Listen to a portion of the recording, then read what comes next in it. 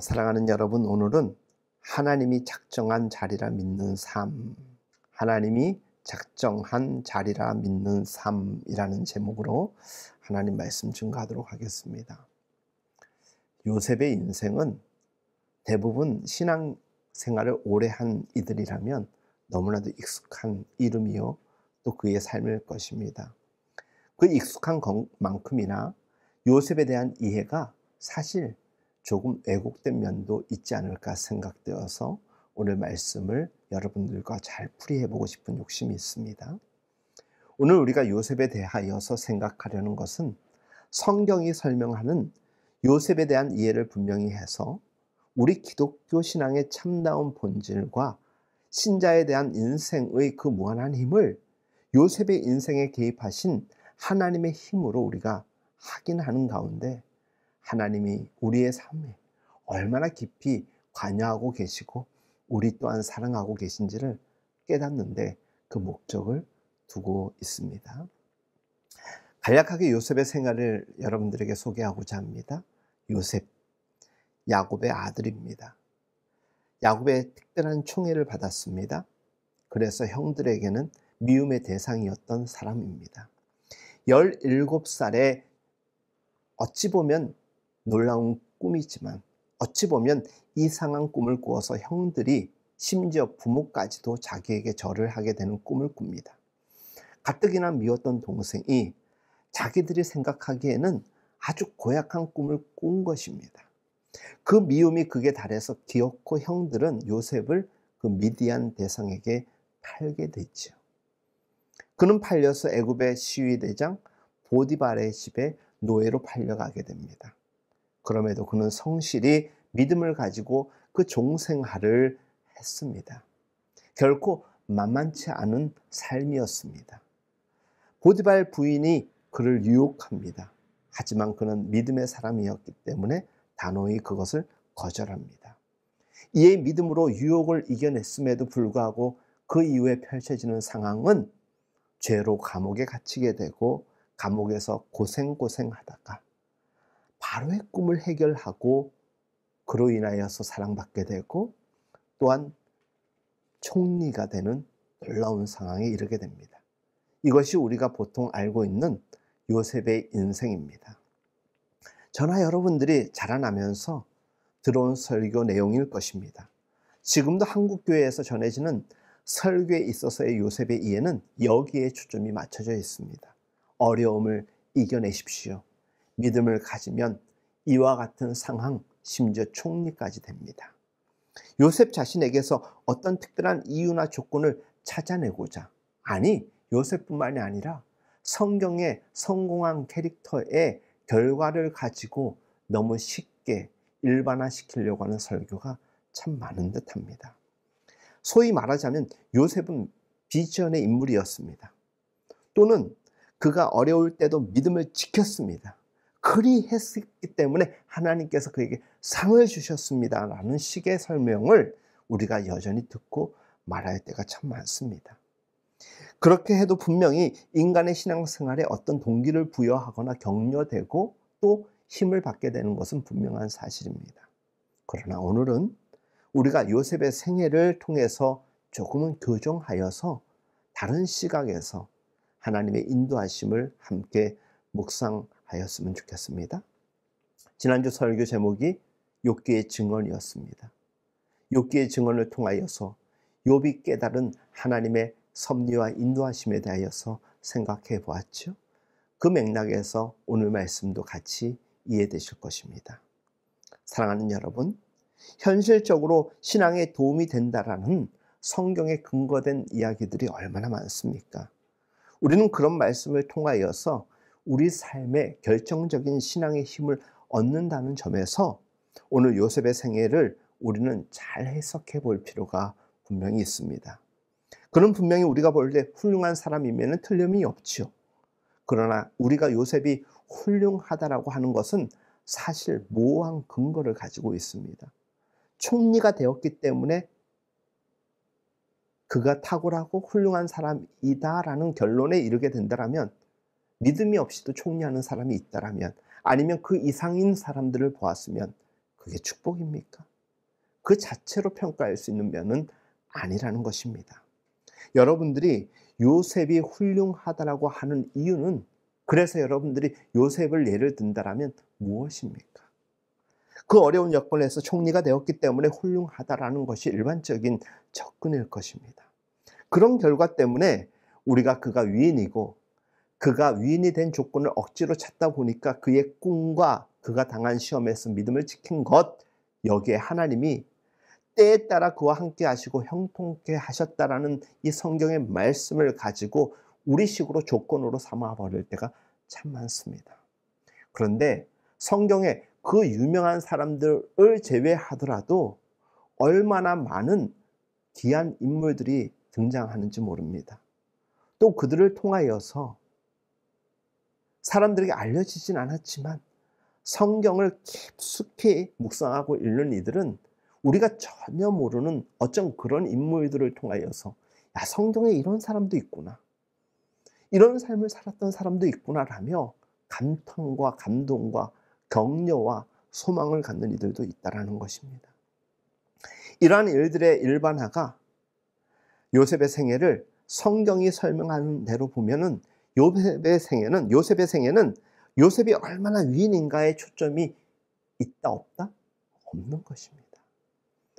여러분들, 결과를 가지고서 우리가 무엇을 단언하는 것에 대하여서 조금 조심할 필요가 있습니다.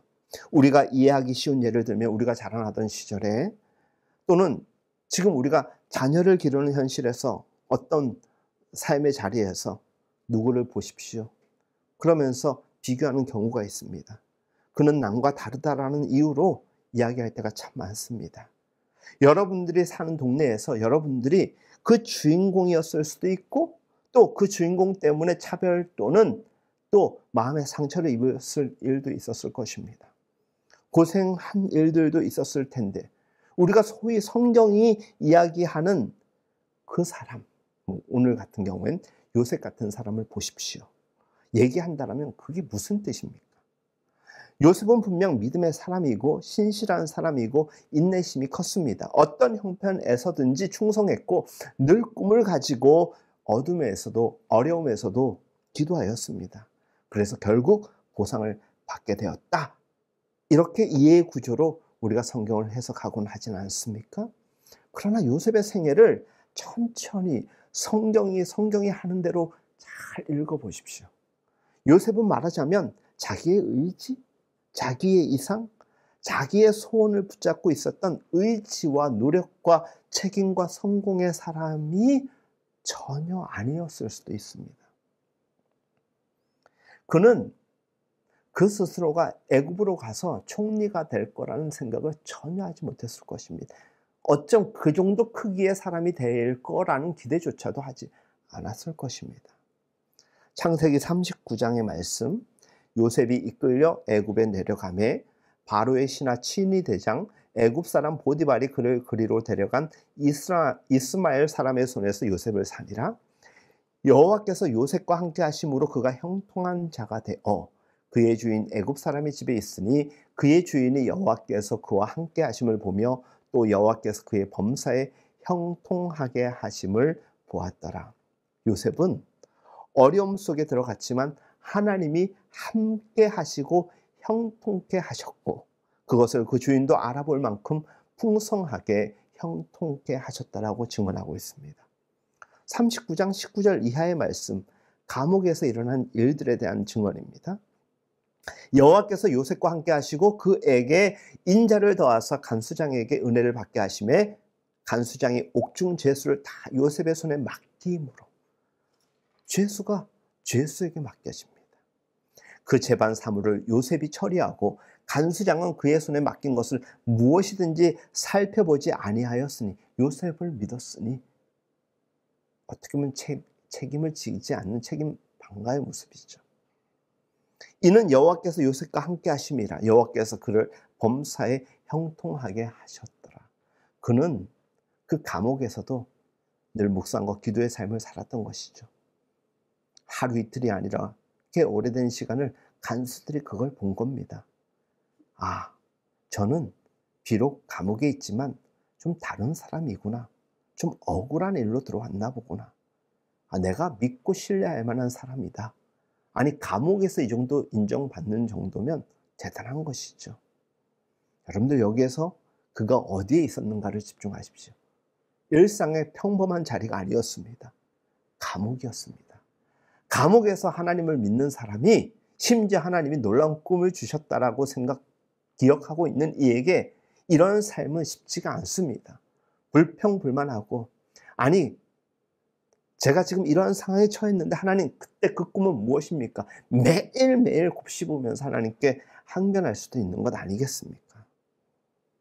그에게 어려움이 없었겠습니까?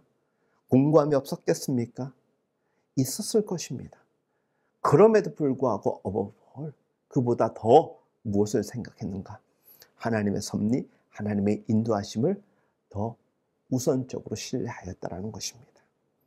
요셉은 그 종되었던 집에서 하나님이 함께 하시고 하나님을 믿는 믿음을 지켜서 환경이 개선되거나 그가 목숨을 걸고 하나님의 사람으로 믿음을 지킨 것 때문에 보상을 받지 못하고 도리어 감옥에 가 있었다라는 것.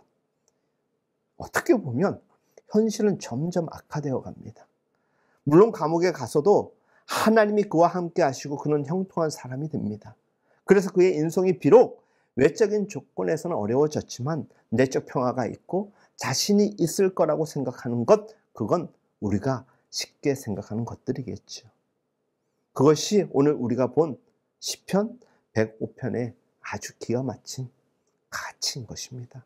시편 105편 17절 이하에 있는 오늘의 말씀, 감옥에 갇힌 요셉이 혹은 요셉의 전 인생이 영적으로 어떤 상태에 있었는가, 요셉의 전 인생을 걸쳐 어떤 영적 상태에 있었는가를 증언해 주고 있는 귀한 말씀입니다. 제가 다시 한번 읽어드리겠습니다. 들어보십시오. 그가 한 사람을 앞서 보내셨으며 요셉이 종으로 팔렸도다. 그의 발은 착고를 차고 그의 몸은 쇠사슬에 매였으니 곧 여호와의 말씀이 응할 때까지라. 그의 말씀이 그를 단련하였도다. 그 발에 뭐가 차여 있다? 착고가 차져 있다라는 것입니다. 족쇄에 매어 있다라는 것입니다. 그의 몸은 무엇에 매어 있는가? 쇠사슬에 매어 있다라는 것입니다. 그 몸이라고 쓴 자리에 여러분들 훗노트라고 숫자가 표시되어 있죠? 그것을 성경 히브리어로 번역해서 그 번역본을 찾아보면 혼입니다. 그의 몸과 그의 발이 착고의 족쇄에 매어 있다라는 것인데 그 훗노트까지 우리가 확인하면 무슨 말이 됩니까? 그의 몸만이 지금 차여 있고 매어 있는 것이 아니라 그의 혼 또한 차여 있다, 매어 있다. 그의 혼을 쇠사슬이 깨었다라는 뜻이 되는 것입니다. 영육이 지금 공고한 가운데 매어 있다라는 것입니다. 육체적인 고통 속에 있었던 것만 표현한 것 아니라 정신적으로 그가 어떤 상황이었는가를 설명하는데 그 혼을 쇠사슬이 깨었다라는 것입니다. 우리말로 적당히 표현하면 혼비백산 그런 뜻 아니겠습니까? 넋이 나갈 수밖에 없는 상황이에요. 생각해 보십시오. 제가 찬양하고 기도하고 말씀을 묵상하였을 것이라고 이야기했지만 묵상하고 기도하고 하나님 생각할 때만 그렇지 조금만 생각을 달리하고 눈에 보여지는 것에 집중하면 그 삶에 대한 얼마나 많은 마음 아픔과 쓰라림이 있었겠습니까? 그게 우리의 현실입니다. 믿음이 있다 하면서도 살아가는 우리의 현실 아니겠습니까? 그는 믿음을 지켰지만 그 믿음의 대가로 당하게 된 현실 때문에 아주 넋이 빠진 상황이었습니다. 바로 그 자리가 하나님이 이끌고 간 자리라는 것이 참 애석할 정도입니다. 요셉은 서두에서 말씀드린 대로 의지의 인물이 아니었을 수도 있습니다. 꿈을 가지고 그 꿈을 이루기 위하여 평생 그 집중력과 인내심을 놓지 않았던 의지의 영웅? 아니었을 수도 있지 않을까요? 그는 그조차도 어쩜 지금 자기의 인생을 이해할 수 없을 정도로, 그러니 어떻게 보면은 안 좋게 하면 하나님께 알아서 하세요 가 될 수 있고, 정신 바짝 차리고 생각을 하면 하나님이 분명 살아계시기에 내가 지금 하나님께 보여야 될 자세는 무엇인가에 대한 그 목적을 정확하게 인식하고 있었을 수도 있는 것입니다. 그가 17살에 꿈을 꾸었을 때도 그는 본인의 야망이 아니었을 것입니다. 꿈은 100% 수동적입니다. 내가 꾸고 싶어서 꾸는 거 아니에요. 형들은 저놈 봐라, 평상시에도 미웠는데 지가 하나님께서 주신 꿈이라고 자랑하고 있는데 라고 보통 사람들은 해석하는데 저는 그렇게 해석하지 않습니다. 그는 야심에 찬 꿈을 이야기한 것이 아니었을 것입니다. 본인도 그 꿈이 너무 어이가 없어서 개꿈인지 알면서도 형들 앞에서 얘기한 겁니다. 그때까지는 꿈에 대한 해석력도 없었습니다. 그냥 단순히 자랑했습니다. 자랑하는 것으로 여겼다라고 그는 생각했습니다. 근데 나중에 생각해 보니 하나님이 깊은 뜻이 있었죠. 하나님이 우리에게 뭔가 포인트 되는 것을 보여주시고 느끼게 하셔도 우리가 느끼지 못할 때가 있고, 주시지 않았음에도 불구하고 우리가 이게 하나님의 인사이트가 아닌가 오해할 때도 있지 않습니까? 그러나 그 어느 것도 하나님의 인도하심의 예외는 없습니다. 만약에 그게 야심이었다면, 형들을 자기 무릎 앞에 꿀릴 것이었다면 그는 그런 얘기 안 했겠죠. 아주 일상적인 상식적인 상황에서 그런 이야기를 편안하게 이야기하는 것은 비정상적인 것일 수밖에 없지 않습니까? 심지어 그의 꿈에는 그의 부모님까지도 자기에게 절하는 것으로 등장합니다. 17살 난 아이가 얼마나 제대로 된 꿈을 꾸었겠습니까? 그리고 그것을 믿었겠습니까? 그냥 재미있자라고, 그냥 이런 꿈 꿨더라고 그냥 이야기한 것일 뿐인데 상황은 그렇게까지 확대되어 간 것입니다. 사실 그가 겪은 인생을 그 스스로 도저히 납득할 수 없었을 것입니다. 그는 최소한의 믿음을 지키고 있지만 이제 그 믿음도 바닥이 났을 것 같습니다. 혼비백산. 오늘 본문의 말씀의 상황이 아닐까 생각합니다. 종노릇을 하면서도 하나님을 모시듯이 종노릇을 했고 그 시험도 물리쳤지만 이제 당한 감옥에서의 삶, 그리고 앞으로를 생각해 보니까 너무 그 마음이 공고한 것입니다. 자기가 가졌던 그나마의 믿음마저도 근본부터 흔들고 있었던 상황이었다라고 오늘 성경 본문은 우리에게 이야기해 주는 것입니다. 이 문제는 요셉뿐만이 아니라 우리 모든 신자의 현실일 것입니다. 저와 여러분들의 삶 아닙니까? 여러분 신자들의 현실은 어떻습니까? 하면 믿음을 놓을 수도 없고 지킬 수도 없고 그저 넋이 빠진 현실이 실제 우리의 현실이지 않습니까? 여러분들 믿는 자로 살아가는 것이 얼마나 힘듭니까? 하나님이 함께 하시고 하나님이 인도하시는 삶의 자리임에도 불구하고 세상의 유혹 가운데서 우리가 얼마나 많이 괴로워할 때가 많습니까? 주의를 빼먹기에는 여러분 마음 깊이에 있는 믿음을 외면할 수 없고, 믿음 생활을 하자니 도대체 아무런 보상도 없는 것 같은데, 효과도 없는 것 같은데, 그걸로 인하여서 재난만 발생하는 일에 대하여서 여러분들의 근본적인 절망과 분노를 터뜨릴 수밖에 없지 않았습니까? 적어도 지난 날을 생각해 볼 때 저도 그렇습니다. 이것이 우리의 신앙의 현실입니다. 실존입니다. 그것을 우리만 겪는 게 아니라 여러분이 어떤 무궁하게 특수한 경우에만 겪는 것이 아니라 대부분의 상황이 그래요. 모든 상황이 그렇습니다. 그것을 요셉의 인생을 통하여서 우리는 지금 보고 있는 것이에요. 그러니 마음 놓으십시오. 여러분들의 특별한 잘못이 아니라는 것이에요. 물론 잘못하여서 어려운 상황에 처하기도 합니다. 그래서 우리의 삶 또한 넋이 빠지게 신앙이 흔들릴 때가 있다는 것 우리도 잘 알고 있지 않습니까? 그러면 우리가 여기서 보는 놀라움은 무엇입니까? 우리가 발견해야 될 요셉의 인생의 비밀한 것은 무엇입니까? 잘 참았더니 총리까지 되더라, 이게 아닙니다. 요셉의 이 문제는 그러니까 요셉의 인생이라는 것이 요셉이 작정하고 준비하고 목적하는 인생으로서 요셉을 보여주는 것이 아니라는 것입니다. 요셉은 어떻게 처음부터 다른 사람이었는가? 처음부터 태어날 때부터 비범했다? 아니라는 것이에요. 어떻게 모든 평범한 사람들과 다른 의지력과 또 분별과 기특한 생각을 가진 사람이었는가? 그를 가지고 특수한 어떤 이해를 가지고 대입할 이유가 전혀 없다라는 것입니다. 그런 이야기를 오늘 성경 본문이 전하는 것 아닙니다. 그는 지극히 평범한 사람이었습니다. 오늘 벌어지는 일밖에는 이해하고 해석할 능력이 없는, 어쩌면은 우리처럼 내일을 예단할 수 없고 내다볼 수 없는 그런 사람이었는데, 하나님이 꿈으로 그에게 무엇을 하긴 했느냐? 너의 인생은 내가 인도한다. 너의 인생의 결론은 내 손에 있다는 것을 그에게 가르쳐 준 것이에요. 뭐가 된 걸 가지고, 결론을 가지고 그가 확신을 가지고 살았던 것이 아니라, 내가 비록 어렵고 힘들고 내가 지금 이런 상황에 있지만 내 인생은 누가 책임지신다? 하나님이 책임지신다.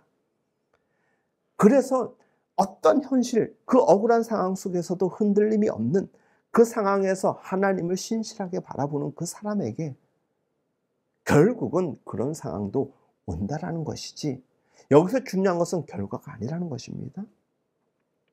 요셉조차도 그게 무슨 소리인지 몰랐을 것입니다. 그 꿈에 대한 해석에 대한 막연한 이해는 하고 소망을 가졌을지 몰라도 확신하면서 나의 삶이 분명 다 저라는 그런 상황으로 갈 거란 생각까지는 못했을 것입니다. 그러나 우리가 결과로만 보다 보니까 자꾸 놓치는 부분이 무엇입니까? 그의 삶입니다. 놀라운 믿음의 선진들의 삶의 과정입니다. 그 과정을 생각하면, 지난주 욥을 생각해 보십시오. 아브라함을 생각해 보십시오. 오늘 요셉을 생각해 보십시오. 너무 힘든 겁니다. 분명히 기억하십시오. 요셉은 사실 대부분의 삶의 상황이 혼비백산, 정신이 없을 정도였던 삶이었다는 것입니다. 요즘 덥기도 하지만 습하다 보니까 잠이 안 오죠. 그렇죠? 그렇죠? 그러니까 우리의 영혼이 아주 그냥 육적인 것뿐만이 아니라 얼마나 피곤에 처해 있는지 모릅니다. 사랑하는 여러분, 하나님이 함께 하신다는 생각을 할 틈조차도 없을 정도로 우리의 삶이 참 공고할 때가 참 많습니다. 왜? 삶이 고통스러우니까. 삶이 절망스러우니까. 하나님이 함께 하신다면 이런 길을 걷게 하시면 안 되지라는 생각이 우리의 생각 가운데 있기 때문입니다. 우리 또한 요셉처럼 그의 인생에 쇠사슬에 꿰인 것처럼 우리도 그런 상황일 수 있습니다. 그런데 그 상황, 그 처지마저도 하나님께서 작정하신 자리라는 것이, 이게 믿음의 정신 아니면 이해할 수 없습니다. 믿음으로 해석하지 아니하고 확신하지 않으면 다 포기하고 싶어요. 가장 우선적으로 포기하고 싶은 것 하나님일 것입니다. 어떻게 하나님이 나에게, 우리에게 이럴 수 있을까? 그런데 그마저도 하나님께 신뢰를 드린다라면 하나님의 끝까지 우리는 함께하며 하나님의 인도하심의 궁극적 섭리를 발견하게 된다는 거예요. 그게 우리를 시원케 하는 은혜라는 것입니다.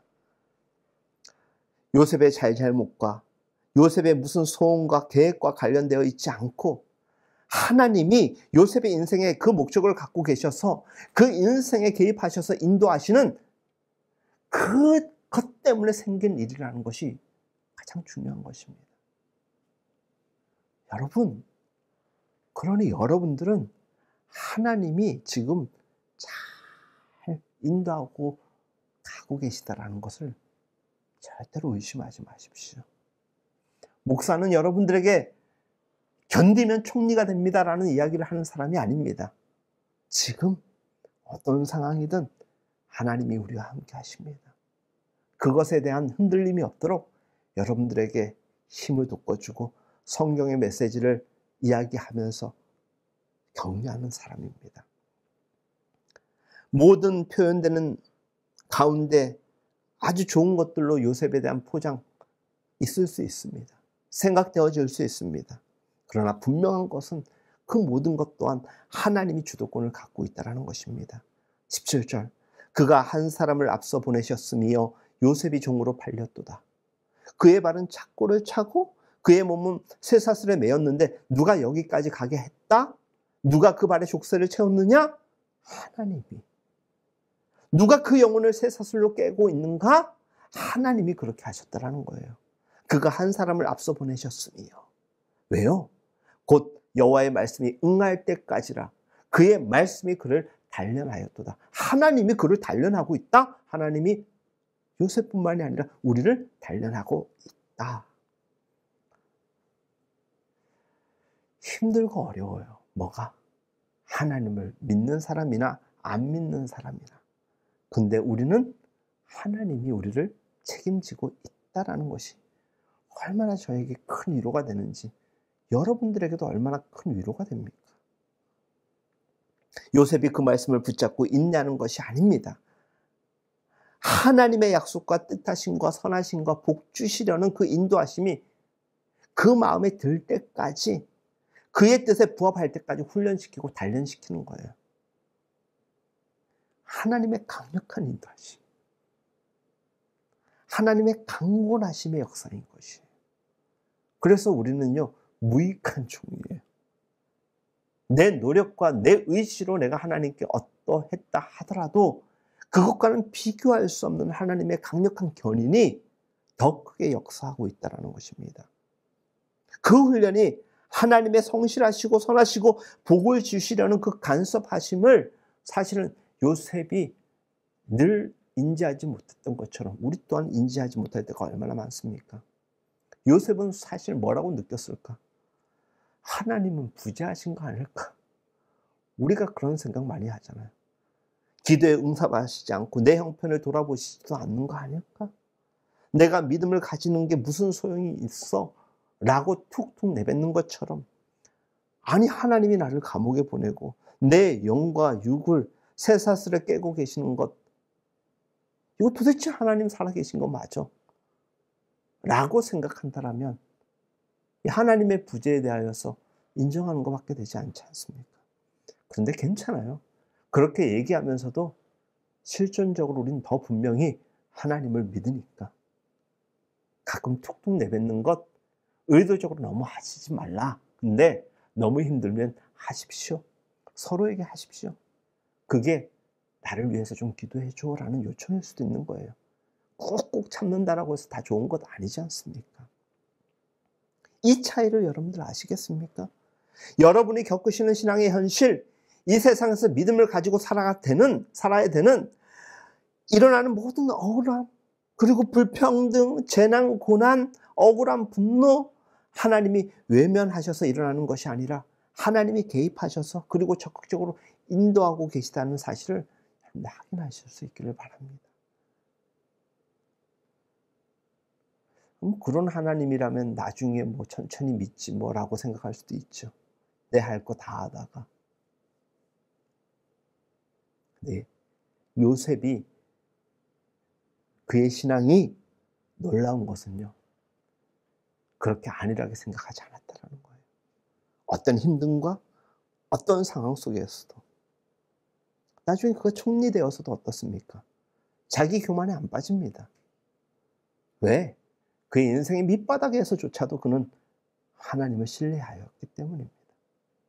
이게 신앙의 힘인 것이에요. 이게 요셉 인생의 가장 중요한 부분입니다. 총리가 된 게 훌륭한 게 아니라 어떤 상황 속에서도 보디발의 아내의 유혹에 넘어갔으면 어쩌면은 뭐 어떻게 됐을지 모르겠지만은 달콤하고 또 당장의 필요를 채울 수 있는 삶을 살았을 것입니다. 그러나 그 유혹을 이겨냈을 때 하나님은 하나님의 신비로 그의 인생을 끌어가시는 것이죠. 요셉의 비범함, 남다름, 위인과 영웅의 조건들을 추출해내 보십시오. 어떻게 요셉은 저런 사람이 될 수 있었을까? 쏙 빼내면 인내하였다, 연단을 승리하였다, 이게 아니라 하나님이 뽑히시는 거예요.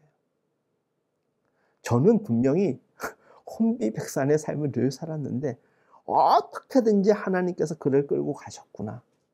그리고 그걸 어거지로라도 붙잡고 믿음으로 살려고 했던 그 요셉의 놀라움, 엄청남이 아니라 그 지극히 작은 하나님을 향한 충성마저도 하나님은 크게 쓰신다라는 것이에요.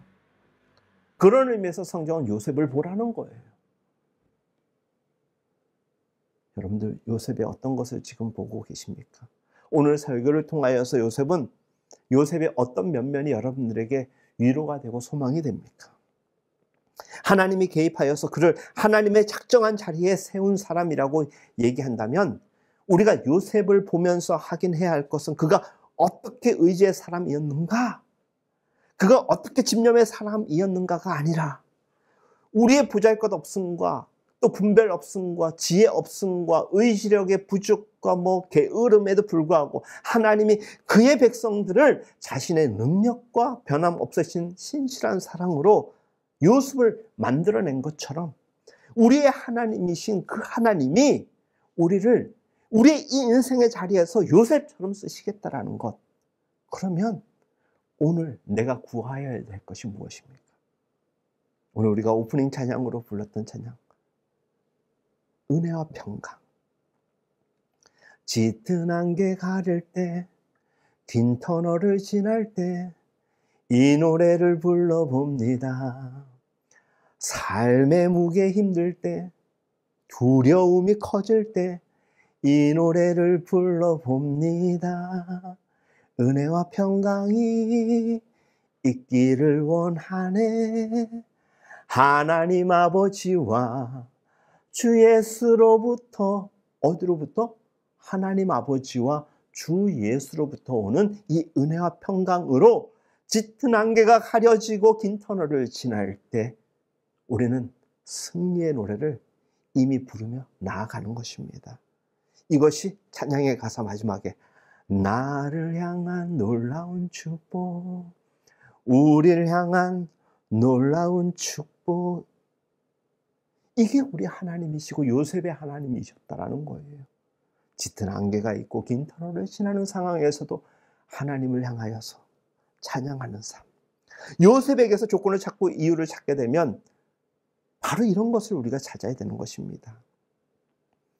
나의 게으름, 나의 미련함, 나의 보잘것없음에도 불구하고 그런 한계가 분명함에도 불구하고 나의 존재와 인생을 하나님께서 이끄시고 계시고 새롭게 하신다라는 것.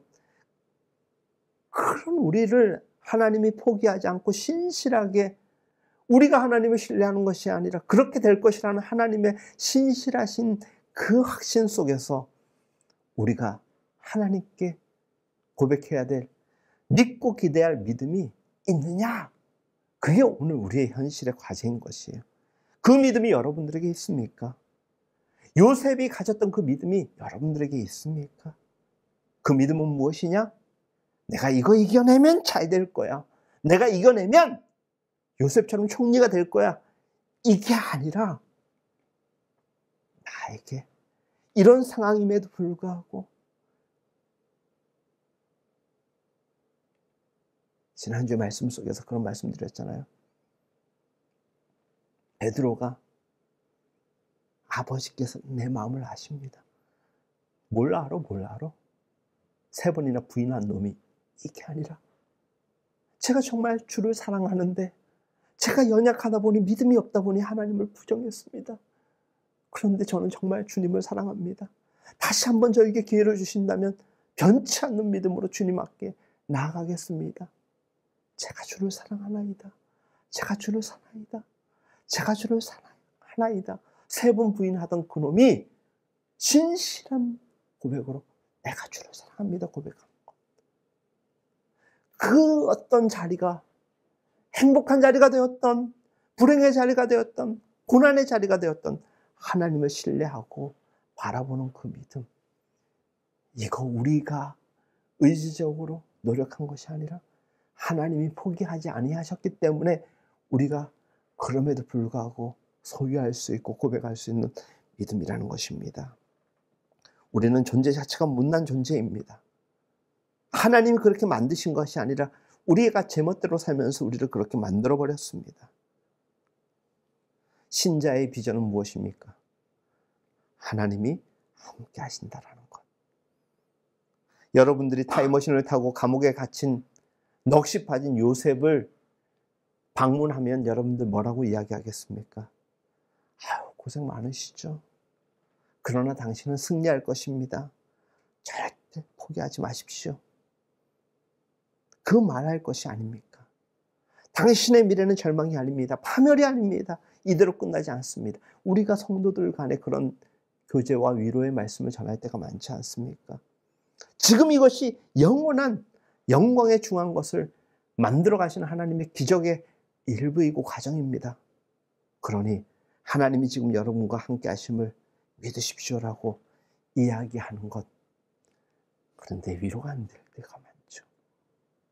그렇죠? 당장에 무슨 이야기는 아는데 위로가 안 될 때가 참 많습니다. 그게 바로 믿음의 선진들의 삶의 과정이었습니다.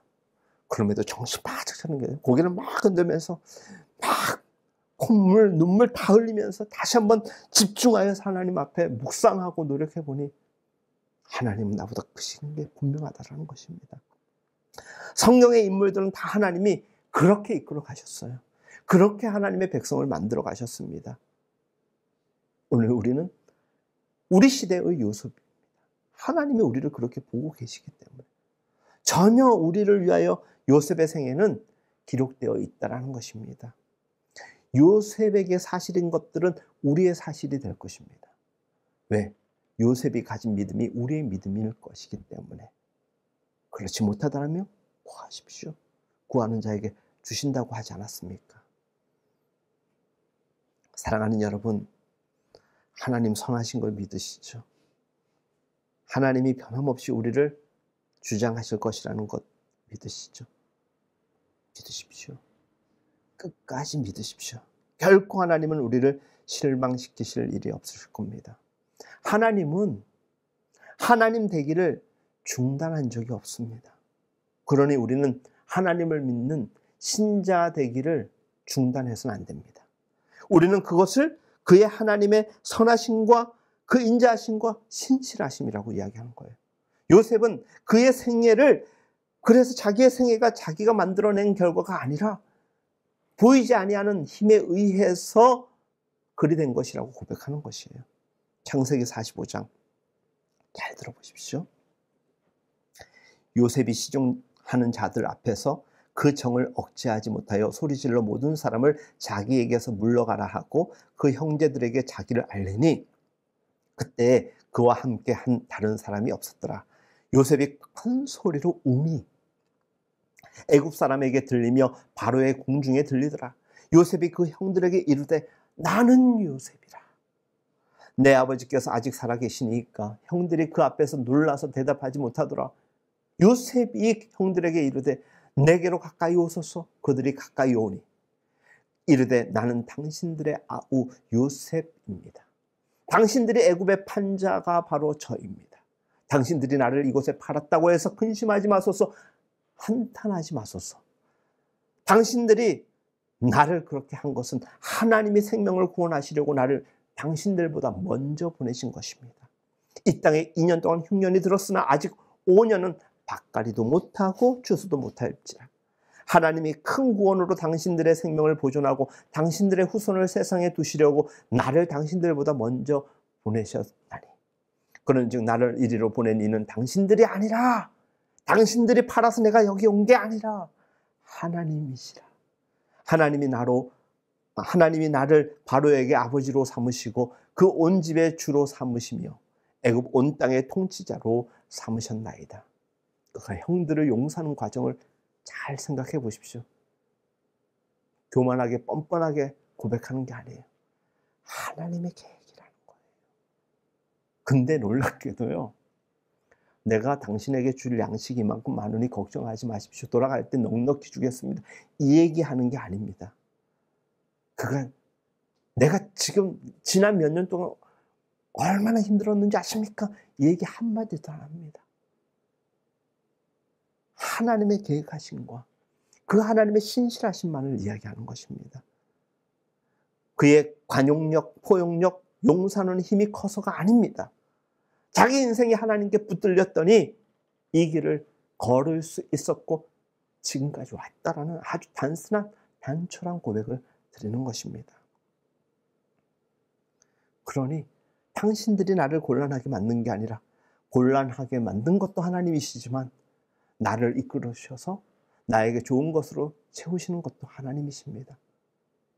어떻게 보면 주제넘게 이야기 안 하려고 겸손하게 이야기한 것뿐이지, 그는 그러니 우리 힘들 때나 어려울 때나 어떤 상황 속에서도 하나님을 신뢰하며 삽시다. 그러니 오늘 이와 같이 좋은 날이 왔지 않습니까? 그 이야기하는 것 아니겠습니까? 어두운데 빛은 분명히 존재합니다. 가로등끼리 모여있는 그런 골목은 없습니다. 가로등이 아무리 많아도 밝지 않습니다. 어둠 속의 빛은 분명히 때가 되면 도래되는 것입니다. 기다리고 인내하며 연단에 나아갈 뿐입니다. 여러분을 통하여 이 세상이 하나님의 은혜를 얻도록 인도함을 받고 있음을 여러분들 확신하면서 하나님의 뜻이 완성될 때까지, 오늘 말씀에 하나님의 때 표시가 있지 않습니까? 그의 나라가 자비와 긍휼과 선하신 하나님의 영광으로 펼쳐가기 위하여 인도함을 받고 있다는 것을 잊지 마십시오. 하나님의 인도하심 속에 내가 있다. 내가 지금 포기하고 싶어도 하나님이 나를 포기하지 않구나라고 생각하면 힘이 날 겁니다. 저는 여러분들 보면은 정말 잘 됐으면 좋겠어요. 그런 여러분들은 저를 보면서 어떻게 목사님이 좀 잘 됐으면 좋겠습니다 라고 이야기하듯이, 그 잘됨이 뭡니까? 부와 명예를 누리는 교회 목사가 되고 세상에서 명예와 재정이 넉넉한 사람이 되는 그런 게 아니라 이 어려운 상황 속에서 믿음으로 승리하는 여러분들의 삶, 이런 상황에서 믿음으로 열심히 바른 목회로 살아가려고 하는 목사, 이런 모습이 우리 서로에게 확인되고 하나님이 보신다라면 얼마나 기뻐하시겠습니까? 그래서 우리는 시편 136편, 이 멋진 시편의 고백으로 오늘의 말씀을 마무리할 수 있습니다. 1절로부터 4절. 여호와께 감사하라. 그는 선하시며 그 인자하심이 영원함이로다. 신들 중에 뛰어난 하나님께 감사하라. 그 인자하심이 영원함이로다. 주들 중에 뛰어난 주께 감사하라. 그 인자하심이 영원함이로다. 홀로 큰 기이한 일들을 행하시는 이에게 감사하라. 그 인자하심이 영원함이로다. 이 고백이 우리 모두의 고백이에요. 이건 우리의 고백입니다. 여러분이 지금 당하시는 어려움이나 여러분들이 맞이하고 있는 특수한 상황들, 하나님이 이끌어내시고 진행하고 있는 자리라는 것을 기억하시며 남은 것은 승리와 영광밖에 남지 않았다. 잊지 마십시오. 하나님은 여러분들을 외면하시거나 떠나 있지 않으십니다. 그의 전능하신 능력과 그 아들을 주시는 사랑으로 개입하고 간섭하시고 인도하시며 보호하신다라는 것을 믿는다라면, 내 지금 있는 자리, 하나님이 작정한 자리라는 것을 믿는 삶의 자리에서 하나님이 어떻게 우리를 이끄실 것인가에 대한 소망으로 늘 즐거울 것이고, 끝내 우리 또한 아주 좋은 것으로 채우시는 하나님의 기쁨을 함께 나누게 될 것입니다. 그 은혜의 삶을 살아가는 우리 모두가 될 수 있기를 예수님의 이름으로 축복합니다.